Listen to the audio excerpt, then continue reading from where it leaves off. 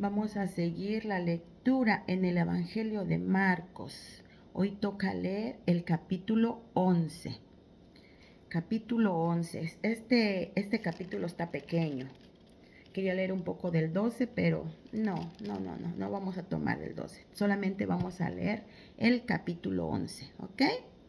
Así que bueno, nos vamos a tardar menos porque es más pequeño. Así que saludos a las personitas que se estén conectando. Kenny, hola Kenny, hija, ¿cómo estás? Espero que muy bien. Sí, no nos hemos mirado y pues cuando tú vas yo no voy, cuando yo voy tú no vas, ¿verdad? Pero bueno, ya nos veremos un día de estos si el Señor lo permite. Y bueno, vamos a empezar el estudio, ¿ok? Vamos a empezar la lectura. Bienvenidos a todas esas personas que se estén conectando. El Señor les bendiga grandemente y que sea de grande beneficio la lectura de la palabra de Dios para sus vidas. Muy bien, vamos a empezar. Capítulo 11. Dice, cuando se acercaban a Jerusalén, junto a Betfagé y a Betania, frente al monte de los olivos, Jesús envió 2 de sus discípulos y les dijo, id a la aldea que está enfrente de vosotros, y luego que entréis en ella, hallaréis un pollino atado, en el cual ningún hombre ha montado. Desatadlo y traedlo. Y si alguien os dijera, ¿por qué hacéis esto? Decid que el Señor lo necesita y que luego lo devolverá. Fueron y hallaron el pollino atado afuera de la puerta, en el recodo del camino, y lo desataron. Y uno de los que estaban allí les dijeron, ¿qué haces desatando al pollino? Ellos entonces les dijeron, como Jesús había mandado, y los dejaron. Y trajeron el pollino a Jesús, y echaron sobre él sus mantos, y se sentó sobre él. También muchos tendían sus mantos por el camino, y otros cortaban ramas de los árboles y las tendían por el camino. Y los que iban delante y los que venían detrás daban voces diciendo, Hosana, bendito el que viene en el nombre del Señor. Bendito el reino de nuestro padre David que viene, Hosana en las alturas. Y entró Jesús en Jerusalén y en el templo. Y habiendo mirado alrededor todas las cosas, como ya anochecía, se fue a Betania con los 12. Permítame tantitito, perdón.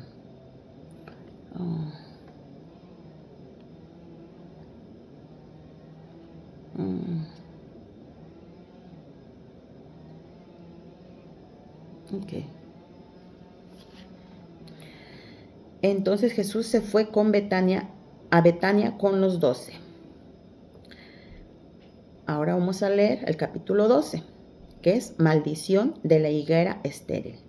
Al día siguiente, cuando salieron de Betania, Jesús tuvo hambre y viendo de lejos una higuera que tenía hojas, fue a ver si tal vez hallaba en ella algo. Pero cuando llegó a ella, nada halló, sino hojas, pues no era tiempo de higos. Entonces Jesús dijo a la higuera, nunca jamás coma fruto nadie de ti. Y lo oyeron sus discípulos. Vinieron pues a Jerusalén, y entrando Jesús en el templo, comenzó a echar fuera a los que vendían y compraban en el templo, y volcó las mesas de los cambistas y las sillas de los que vendían palomas, y no consentía que nadie atravesase el templo llevando utensilio alguno, y les enseñaba diciendo, ¿no está escrito, mi casa será llamada casa de oración para todas las naciones? Mas vosotros habéis hecho de ella cueva de ladrones. Y lo oyeron los escribas y los principales sacerdotes, y buscaban cómo matarle, porque le tenían miedo, por cuanto todo el pueblo estaba admirado de su doctrina. Pero al llegar la noche, Jesús salió de la ciudad. Y pasando por la mañana, vieron que la higuera se había secado desde las raíces. Entonces Pedro, acordándose, les dijo: Maestro, mira, la higuera que maldijiste se ha secado. Respondiendo Jesús, les dijo: Tened fe en Dios, porque de cierto os digo que cualquiera que dijera a este monte: Quítate y échate en el mar, y no dudar en su corazón, sino creyere que será hecho lo que dice, lo que diga le será hecho. Amén. Por tanto os digo que todo lo que pidieras orando, creed que lo recibiréis y os vendrá. Y cuando estéis orando, perdonad si tenéis algo contra alguno, para que también vuestro Padre que está en los cielos os perdone a vosotros vuestras ofensas. Porque si vosotros no perdonáis, tampoco vuestro Padre que está en los cielos os perdonará vuestras ofensas. Amén.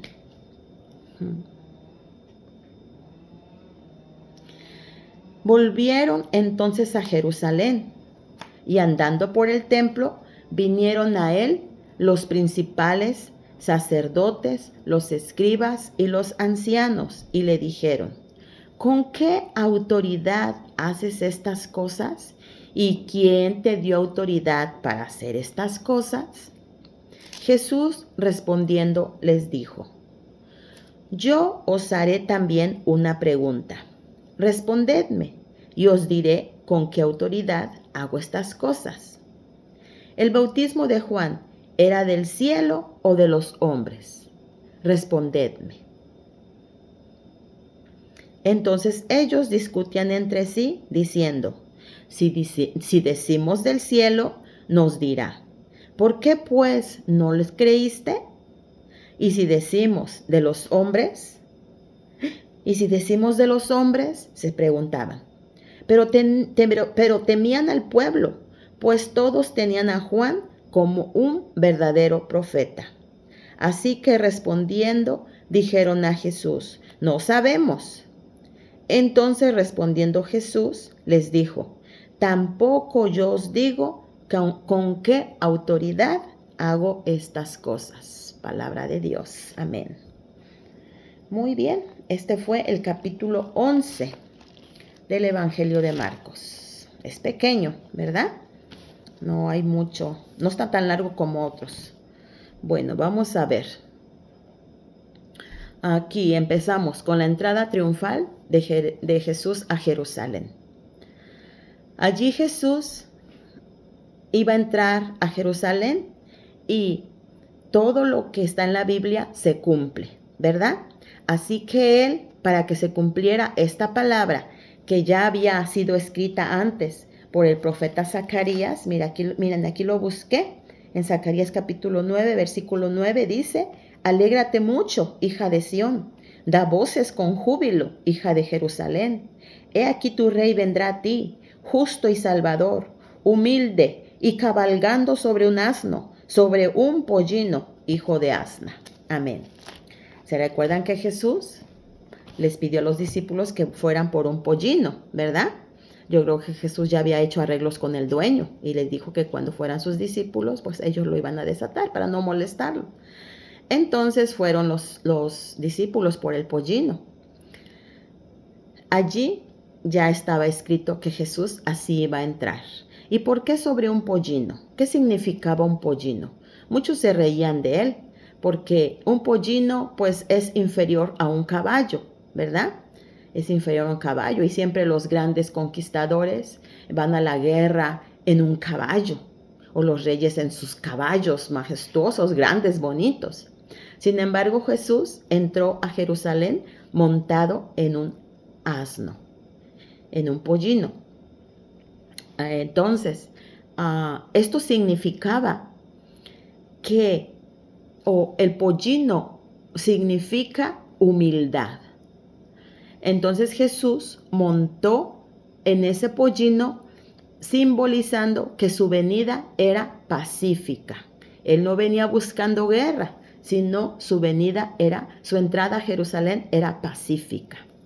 Y por eso venía en ese pollino, no en un caballo.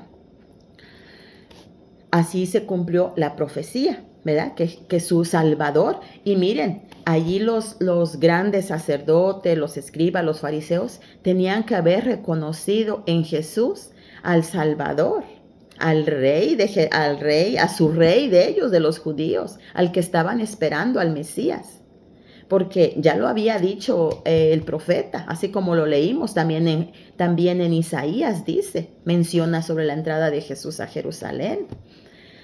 Sin embargo, ellos tal vez reconocieron, porque ellos tenían que haber estudiado las Sagradas Escrituras y entendían que Jesús era el Salvador, el Mesías. Sin embargo, no querían aceptarlo.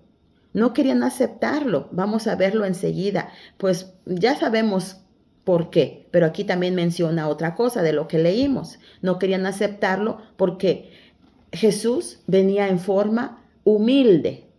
No venía como un rey majestuoso al cual ellos estaban esperando. Ellos estaban esperando a un rey que viniera a liberarlos del yugo romano.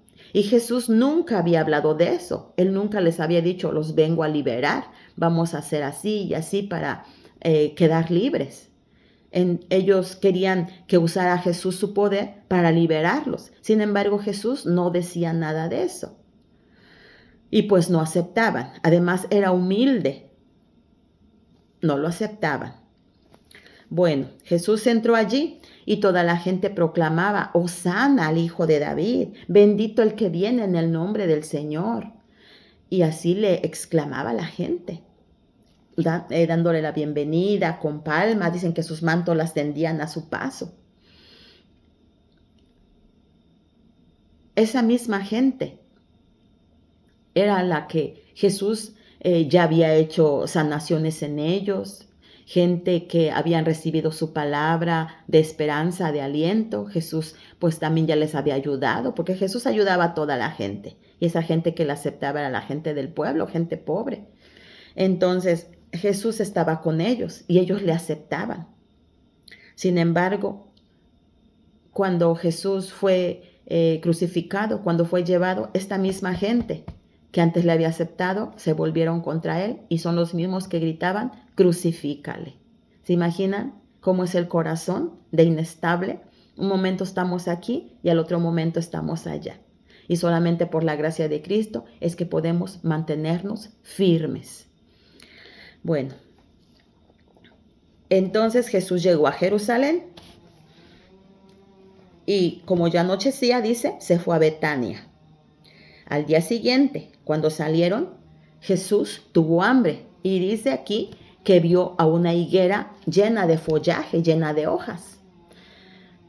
Y por lo regular, cuando una higuera estaba llena de hojas, quería decir que tenía fruto. Así era. Pero dice aquí la Escritura que Jesús no halló nada, porque no era tiempo de higos.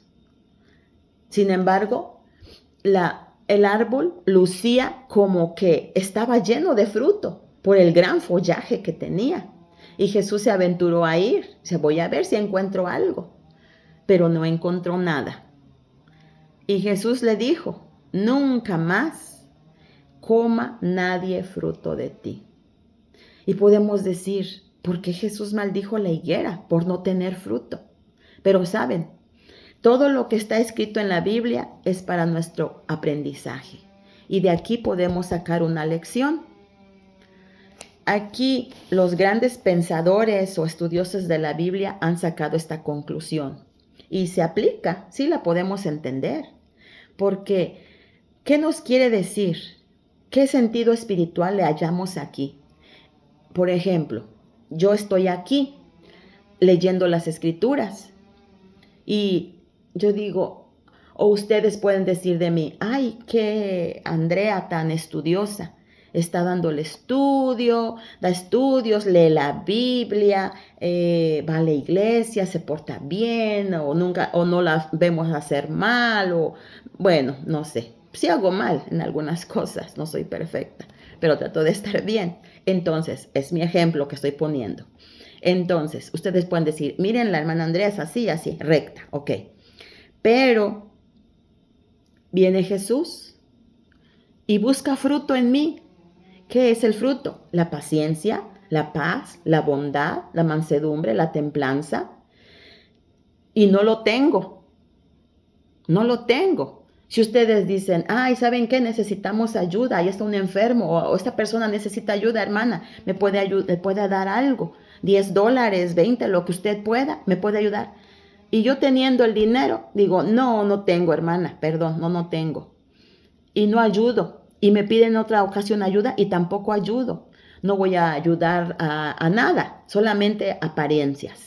Yo solamente estoy aquí delante de ustedes aparentando que yo estudio, aparentando que miren, vamos a aprender de la Biblia, les doy consejos, que es así y así, y hablándoles. Pero en mí no tengo nada.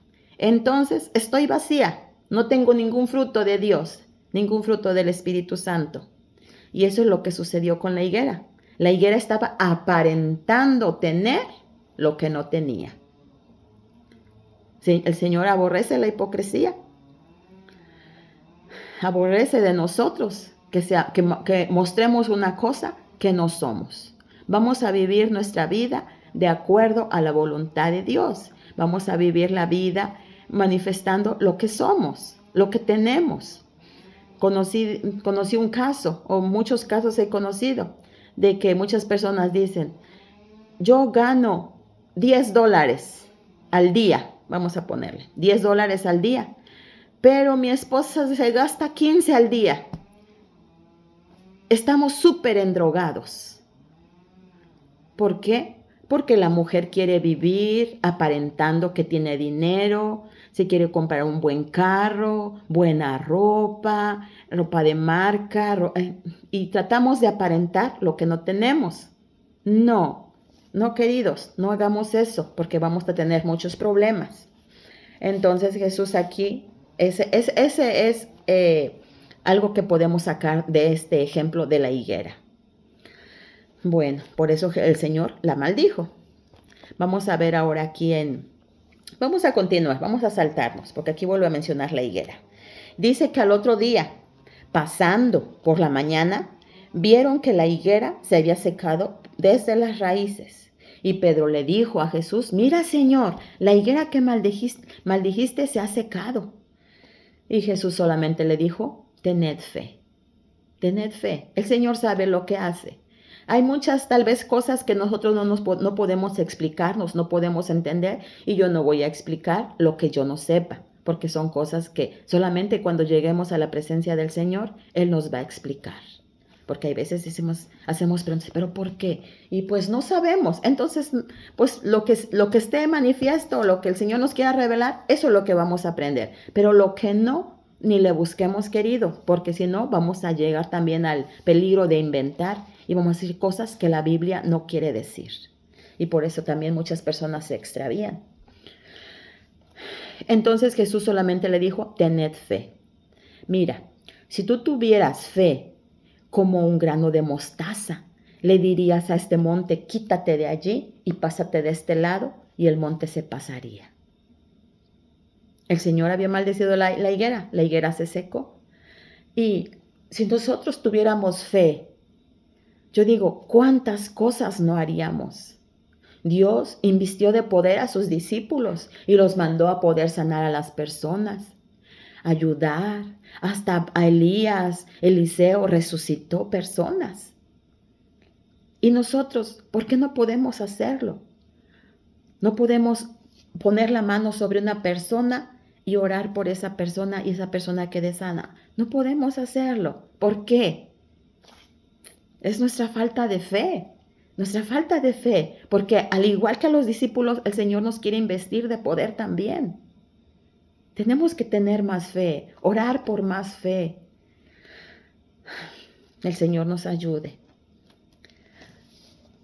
a que nuestra fe vaya en crecimiento, porque puede ser que tengamos fe, pero no tanta para hacer eso, porque podemos tener muchas experiencias, o tal vez a nosotros no nos toque eso, y tenemos otras cosas, porque también tenemos muchas cosas que nos han sucedido en nuestra vida, cosas maravillosas que el Señor ha hecho, y solo es por fe, por fe. Una de ellas, miren, les voy a contar cómo Dios se manifiesta. Y ya lo he contado en otras ocasiones. Pero miren, en pequeñitas cosas el Señor se preocupa. Así como nosotros, cuando nuestro hijito se corta una pequeña cortadita en el dedo y le decimos, ay, mijito, y nos preocupamos. Decimos, ay, le hacemos aquí, le sobamos o le ponemos un curita, el niñito ahí se queda contento porque le hicimos caso. Así es Dios con nosotros. En el mínimo detalle se preocupa por nosotros. En sus grandes problemas Él está allí. En sus mínimos detalles el Señor está allí también. Miren, yo les voy a contar esto. Una vez, pues yo estaba preocupada. No encontraba mi bolsa. Mi bolsa, como una bolsa de mano, una bolsa, a mí me gustan bolsas grandes. Entonces, bueno, yo encontraba mi bolsa, no me acuerdo si era grande o chiquita o grande como esta. Entonces, yo llegué y puse mi bolsa. En mi bolsa traía mi cartera, mis llaves y demás. Y la dejé. Y después yo no sabía dónde había quedado la bolsa. No la encontraba en ningún lado. Dijo, bueno, la perdí, la dejé en el carro. ¿Dónde la dejé? Me la agarró mi niña, la puso por allí. Bueno, la cosa es que no encontraba yo mi bolsa. Y me duermo. Ya la había buscado una semana y no la he encontrado durante toda la semana. Entonces yo me acosté pensando en eso y dije, Señor, por favor, ayúdame a encontrar mi bolsa. No la encuentro y necesito mi cartera, necesito mis llaves, necesito mis cosas. Ayúdame a encontrar mi bolsa. Y me dormí con ese pensamiento. Y miren, algo maravilloso sucedió, porque en mi sueño yo vi a alguien que se acercó a mí y me dijo, Andrea, ven, te voy a enseñar dónde está tu bolsa. Entonces yo me levanté y fui siguiendo a esa persona. La fui siguiendo. Y llegamos.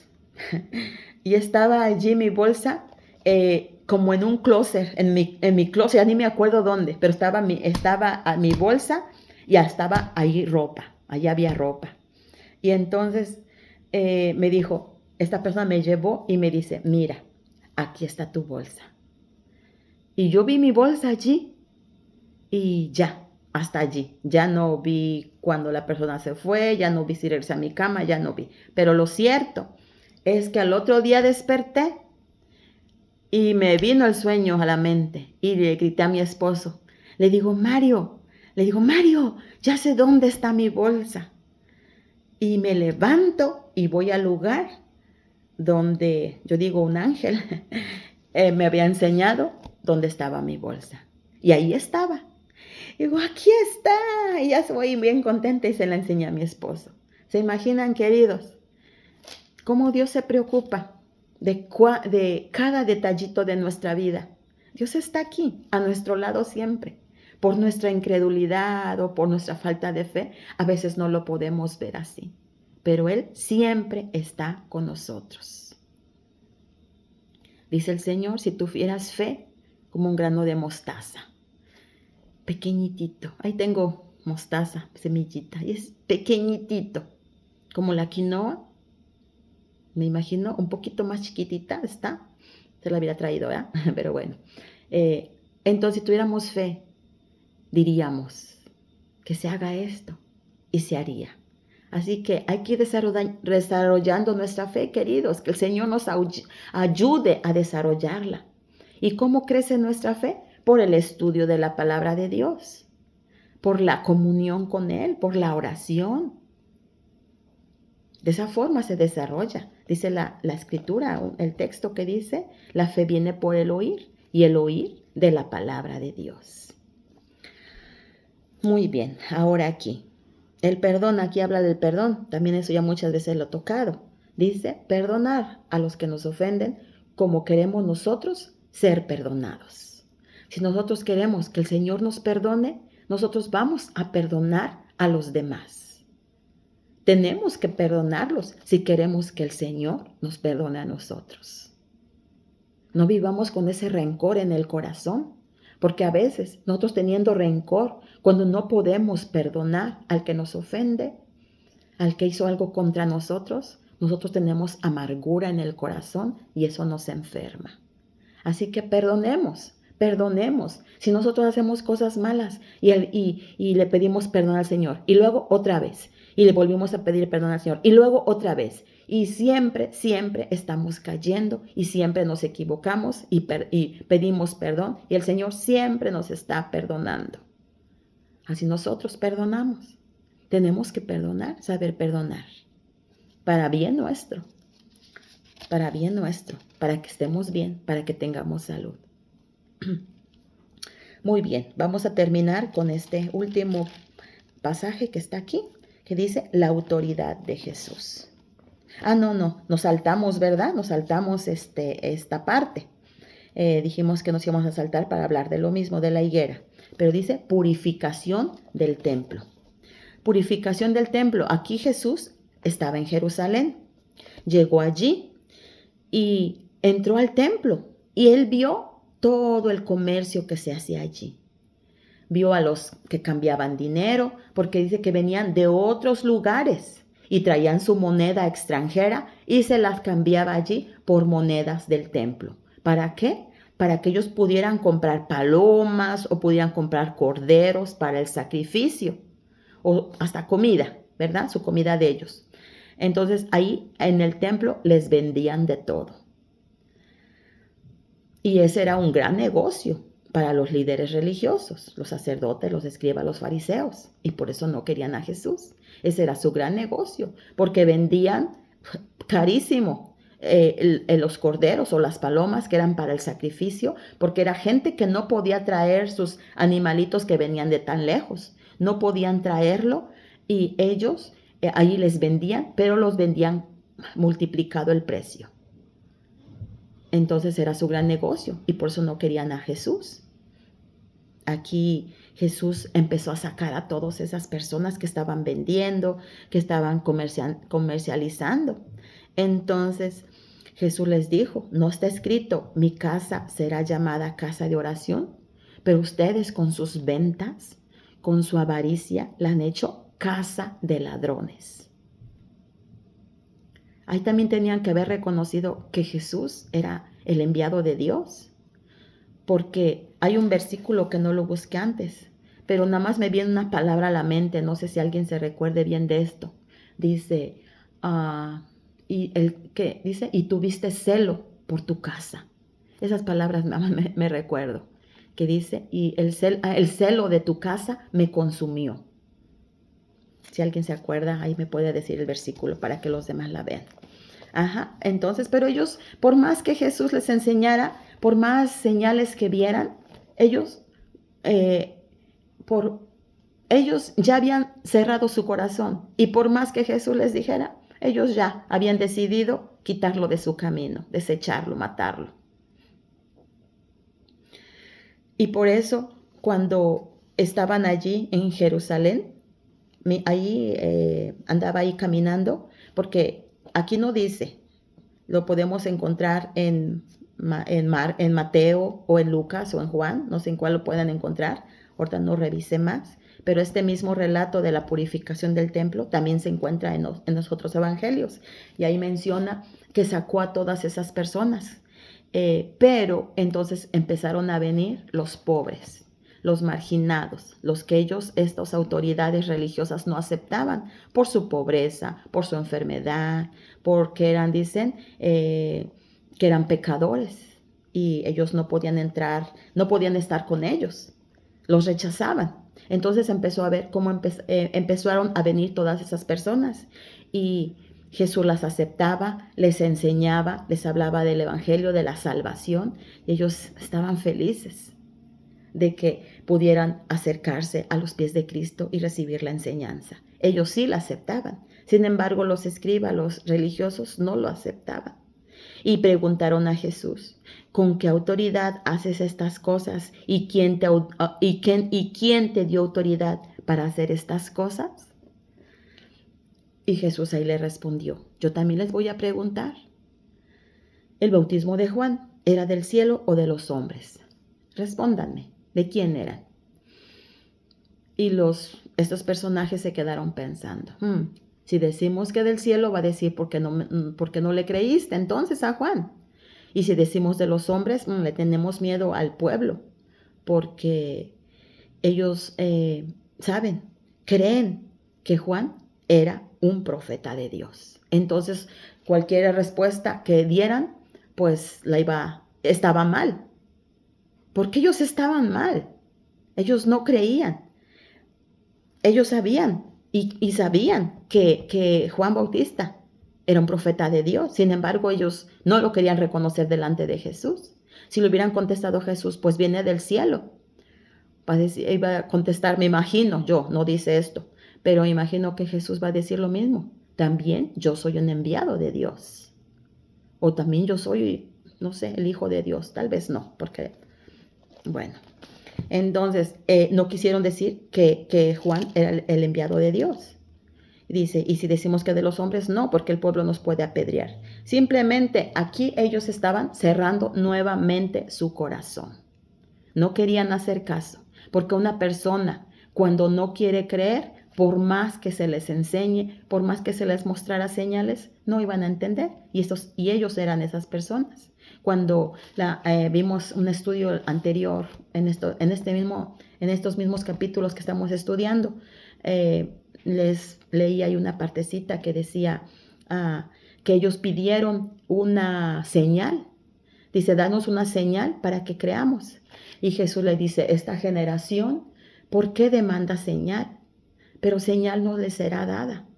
Porque cuando hay las palabras que dije ahorita, porque cuando a una persona, por más señales que vieran, ellos ya habían visto muchas señales, muchas sanidades que el Señor había hecho. Ya habían visto cómo habían alimentado a las 4,000 personas, a las 5,000 personas en el desierto, con 2 panes, con 2 peces y 5 panes, alimentaron a 5,000. Y luego al otro con 7 panes y unos pececillos. ¿Se imaginan para alimentar tantísimas personas? Y ellos habían sido testigos de esas cosas. Y cómo sonaba a los enfermos, a los paralíticos, a los ciegos. Ellos ya lo habían visto. Sin embargo, no querían creer. Todavía le fueron a preguntar, ¿con qué autoridad haces estas cosas? No habían entendido, no habían querido entender. Así que, queridos, nosotros estaremos como ellos, no queremos entender la palabra de Dios. Queremos prepararnos para su venida. El Señor está cerca. Está más cerca que cuando creímos. Está más cerca, las señales lo están diciendo. Cristo viene. ¿Estamos listos? ¿Estamos preparados para encontrarnos con nuestro Dios? Ojalá que sí. Y que cada día vayamos estudiando más para que nuestra fe se vaya reavivando y vaya creciendo.